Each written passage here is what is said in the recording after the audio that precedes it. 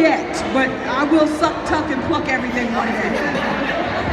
All right, now everybody may not know that you were a comedian. I mean, you're a stand-up comedian. I've actually seen you, and that accent that you do, the Jamaican accent, it kills me every time you do it. I don't know what you're talking about. I don't know what you're talking about. Yes, I started in Brooklyn, New York as a comedian. And in that place, there's a lot of people from the Caribbean. And so you go and you pick up the accent and ting, and ting. So when did you first decide to go into comedy, though?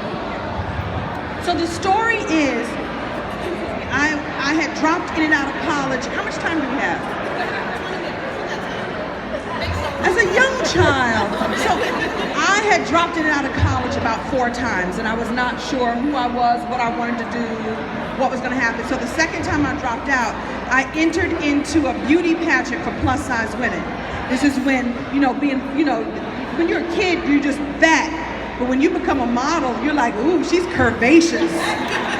It's all in marketing, it's all the marketing. So I was about 20, and I entered into a beauty pageant for plus-size women, sponsored by a magazine called BBW, Big Beautiful Woman. Remember them? You too young, you don't remember them. She said, thank you.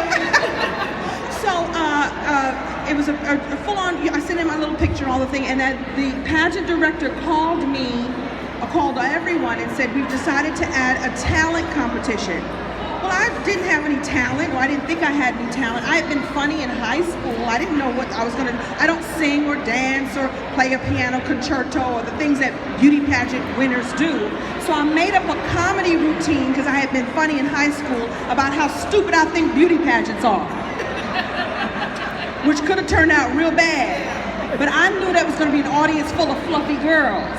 So if I made fun of the skinny girls in the skinny girl, pageants, and how do you twirl a baton and say you want to be Miss America? That's not a talent, that's a skill. And the audience didn't know, and I'm about to tell y'all, I really do know how to twirl a baton. So I ripped off my dress, and underneath I was wearing one of those little silly sequin outfits I had just talked about them little skinny girls wearing, but in a size 16, and I twirled my baton to the tune of Thriller. And I won first runner-up.